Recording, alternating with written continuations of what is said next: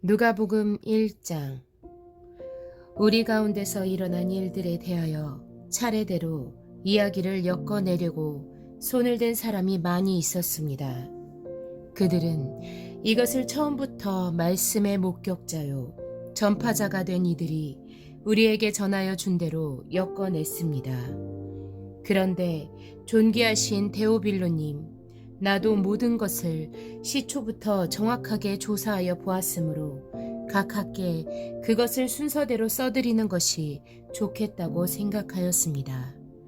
이리하여 각하께서 이미 배우신 일들이 확실한 사실임을 아시게 되기를 바라는 바입니다. 유대왕 헤롯 때에 아비아조에 배속된 제사장으로서 사가랴라고 하는 사람이 있었다. 그의 아내는 아론의 자손인데 이름은 엘리사벳이다. 그 두 사람은 다 하나님 앞에서 의로운 사람이어서 주님의 모든 계명과 규율을 흠잡을 데 없이 잘 지켰다. 그런데 그들에게는 자녀가 없었다. 엘리사벳이 임신을 하지 못하는 여자이고 두 사람은 다 나이가 많았기 때문이다.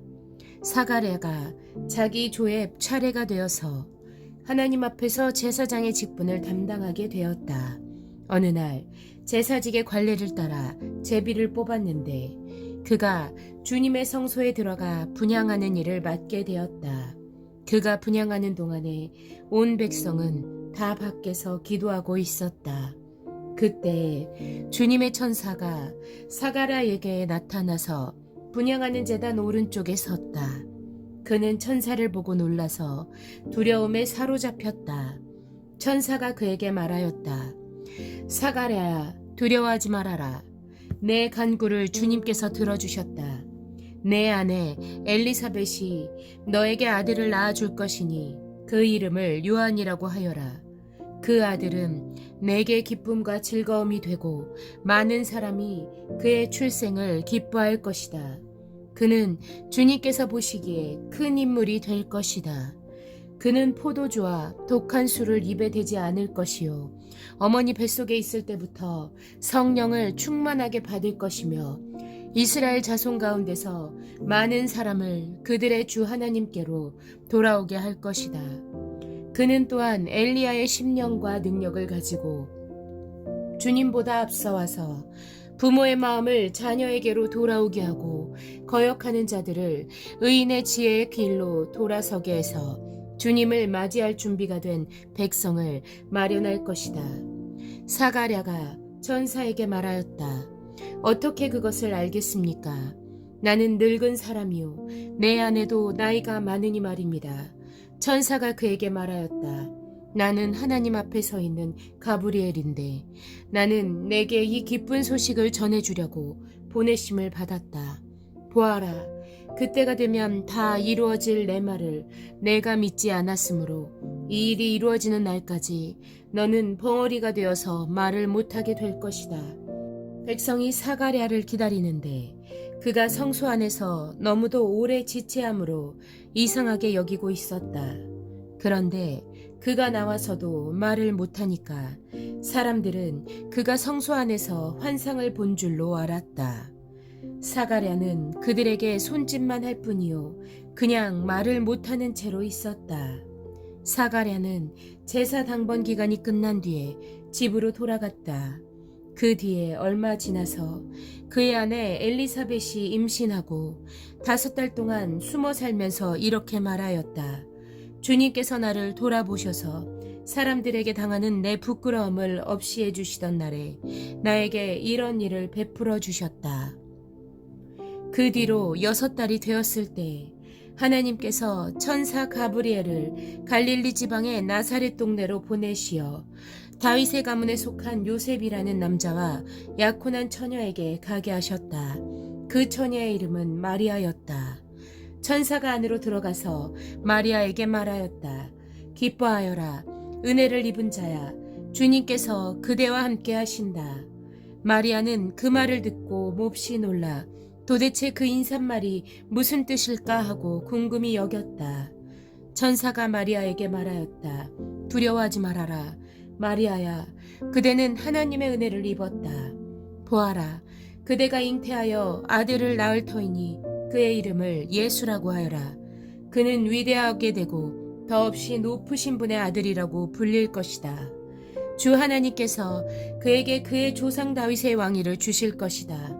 그는 영원히 야곱의 집을 다스리고 그의 나라는 무궁할 것이다.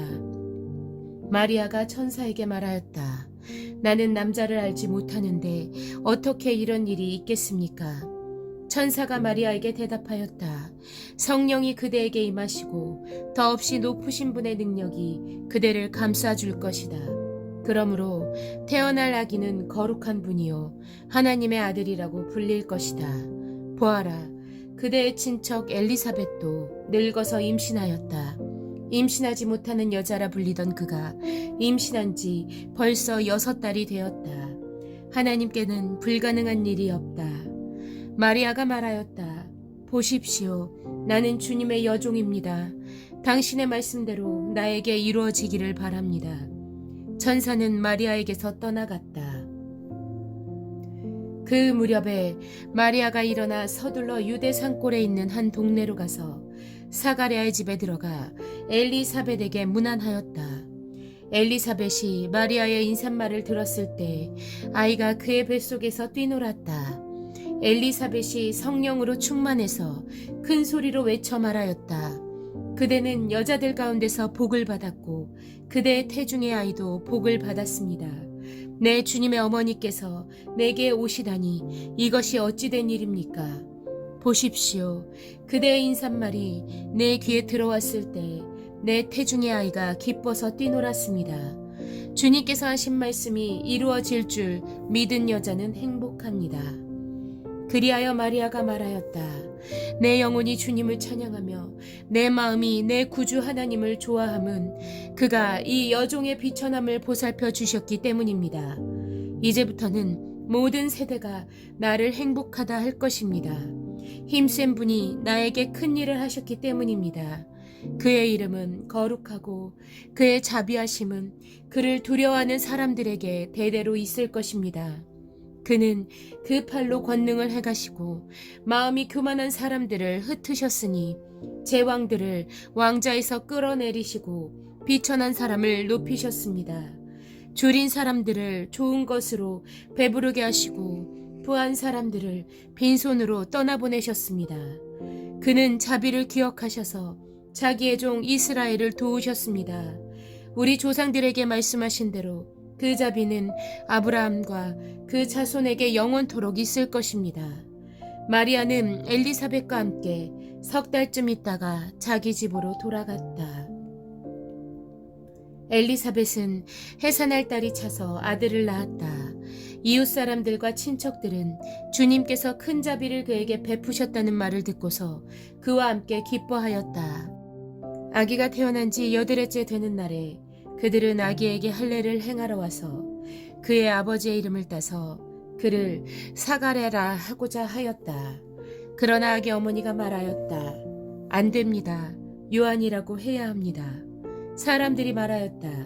당신의 친척 가운데는 아무도 이런 이름을 가진 사람이 없습니다. 그들은 그 아버지에게 아기의 이름을 무엇으로 하려는지 손짓으로 물어보았다. 그가 서판을 달라 하여 그의 이름은 요한이다 하고쓰니 모두들 이상히 여겼다. 그런데 그의 입이 곧 열리고 혀가 풀려서 말을 하며 하나님을 찬양하였다. 이웃 사람들은 모두 두려워하였다. 이 모든 이야기는 유대 온 산골에 두루 퍼졌다. 이 말을 들은 사람들은 모두 이 사실을 그들의 마음에 두고 이 이야기가 대체 어떤 사람이 될 것인가 하고 말하였다. 주님의 보살피는 손길이 그 아기와 함께 하시는 것이 분명했기 때문이다. 요한의 아버지 사가랴가 성령으로 충만하여 이렇게 예언하였다. 주 이스라엘의 하나님은 찬양받으실 분이시다. 그는 자기 백성을 돌보아 속량하시고 우리를 위하여 능력 있는 구원자를 자기의 종 다윗의 집에 일으키셨다. 예로부터 자기의 거룩한 예언자들의 입으로 주님께서 말씀하신 대로 우리를 원수들에게서 구원하시고 우리를 미워하는 모든 사람들의 손에서 건져내셨다. 주님께서 우리 조상에게 자비를 베푸시고 자기의 거룩한 언약을 기억하셨다. 이것은 주님께서 우리에게 주시려고 우리 조상 아브라함에게 하신 맹세이니 우리를 원수들의 손에서 건져주셔서 두려움이 없이 주님을 섬기게 하시고 우리가 평생 동안 주님 앞에서 거룩하고 의롭게 살아가게 하셨다.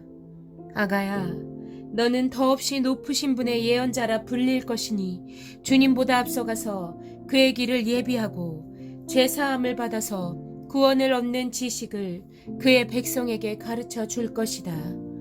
이것은 우리 하나님의 자비로운 심정에서 오는 것이다.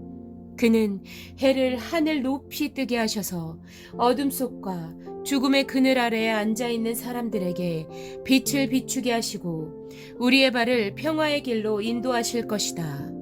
아기는 자라서 심령이 굳세어졌다. 그는 이스라엘 백성 앞에 나타나는 날까지 광야에서 살았다.